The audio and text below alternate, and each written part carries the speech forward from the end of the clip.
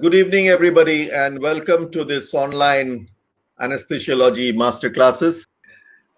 We went through several aspects in anesthesia. We started off, I think, with diabetes, then we went to pulmonary aspects. We had extensive discussions on cardiac aspects and anesthesia.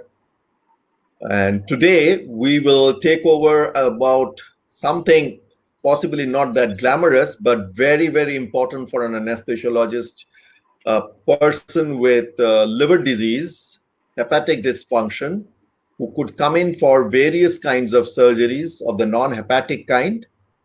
Like has been the norm, I think we will go through the first of the audience questions. So this is again just a simple exercise.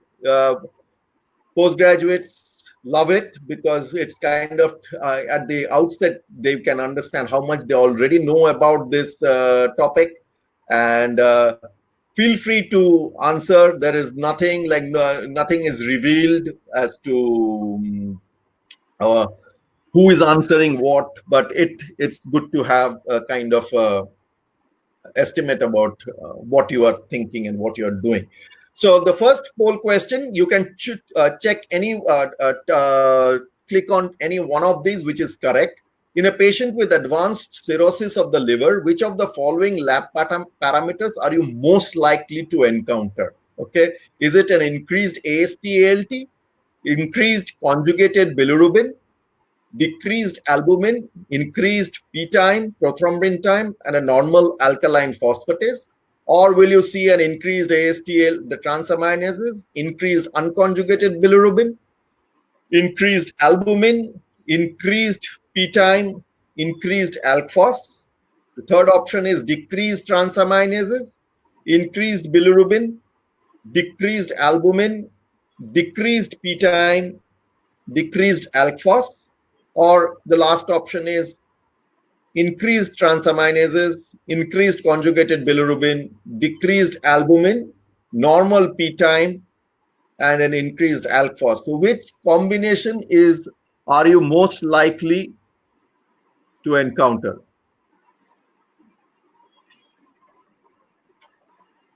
Okay.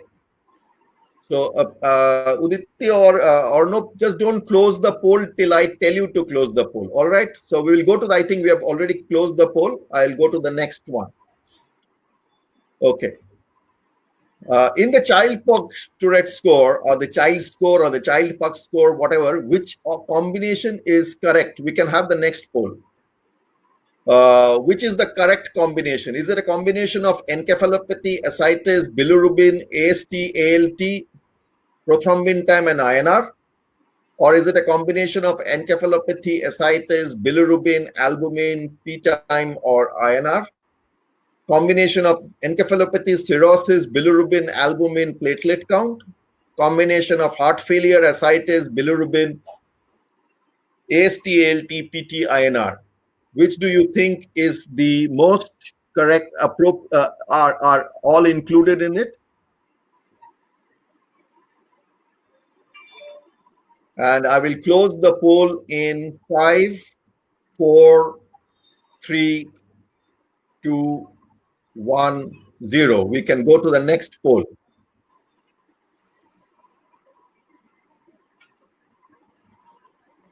Okay. The next one is, we had Child-Pugh in the second question. We'll go to the third question. The third question, and which is the correct combination of parameters essential to calculate for the MELD score or the model for end-stage liver disease score. So which is the correct combination? Is it a combination of bilirubin, creatinine, INR, or a combination of bilirubin, urea, and INR? Combination of bilirubin, creatinine, and P time, or albumin, creatinine, and INR? Which do you think is the correct combination? So if you think it is 2, click on 2. If it is 3, click on 3. If it is 1, click on 1. If it is 4, click on 1, 4. And we will close the poll in 5, 4, 3, 2, 1, and 0. And we'll go to the next poll question. So this is about decision making. We'll go to the next, and can you get the next poll question in? This is about decision making. A 70-year-old male who's known cirrhotic comes with complaints of pain abdomen, gallstones. He has gallstones, and the plan is a laparoscopic cholecystectomy. On examination, the 70-year-old is lethargic and confused. Bilirubin is 2.5, albumin is 4, INR is 1.4. And in this setting, what would be your plan? Would you do a gastro consult or hepatic consult and proceed for surgery? Do your gastric consult, give preoperative fresh frozen plasma and vitamin K, proceed for surgery with a high-risk consent?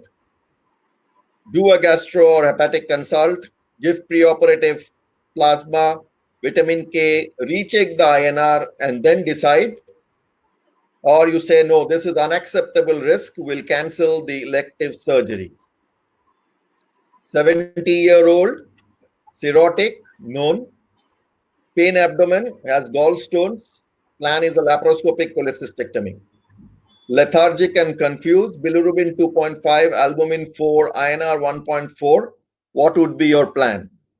Proceed for surgery after a gastro consult, pre-op FFP vitamin K, proceed for surgery with a high-risk consent, FFP vitamin K, recheck INR, gastro consult, and then decide? Or you say, no, this is unacceptable risk, we'll cancel the elective surgery. So we'll close the poll in 5, 4, 3, 2, 1, and 0. And we'll go to the next poll question. The next one, question number 5, is 70-year-old, cirrhotic, same, pain abdomen, gallstones, laparoscopic cholecystectomy. He has a child score of 5, a MELD score of 9, a hemoglobin of 10, and a platelet count of 75,000. In this case, what would be your plan? A gastro consult and proceed for surgery, a consult gastro, pre-op platelet transfusion, proceed for surgery with high risk, consent, gastro or hepatic consult, give preoperative platelets, recheck the platelet count and decide after that? Or you say, no, this is unacceptable risk, we'll have to cancel the elective surgery. 70-year-old, cirrhotic, pain abdomen, gallstones, laparoscopic cholecystectomy is the plan. Child score 5, MELD score 9, hemoglobin 10. Just proceed for surgery after a hepatic consult. Gastro consult, pre-op platelets, proceed for surgery with a high-risk consent. Gastro consult, pre-op platelets, recheck the platelet counts and then decide. Unacceptable risk, cancel elective surgery. And we'll close the poll in 5, 4, 3, 2, 1, and 0. And we'll go to the last poll question before we proceed with the presentation. And this is a 70-year-old, cirrhotic, again, I'm stuck on cirrhosis. He has a CA colon and is undergoing hemicolectomy. What would be your perioperative hemodynamic plan for this person? And in hemodynamics, you'll figure out it's about monitoring, it's about fluids, and it's about vasopressors. So is your plan liberal fluid therapy with the cardiac output monitoring and avoiding vasopressors? Or is your plan restrictive fluid therapy and intraarterial catheter, looking at pulse pressure variation and early use of vasopressors? Or is it restrictive fluid therapy, intraarterial catheters, catheter in situ, pulse pressure variation monitoring, avoid vasopressors? Or is it liberal invasive blood pressure, early use of vasopressors? What would be your ideal approach?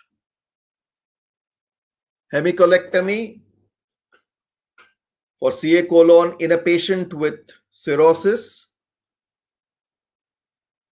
What is your plan? Liberal fluid therapy, cardiac output monitoring, avoiding vasopressors, restrictive fluid therapy, intraarterial catheter with pulse pressure variation, early use of vasopressors, restrictive fluid therapy, intraarterial catheter and pulse pressure variation, avoiding vasopressors, liberal fluid therapy, non-invasive blood pressure, early use of vasopressors.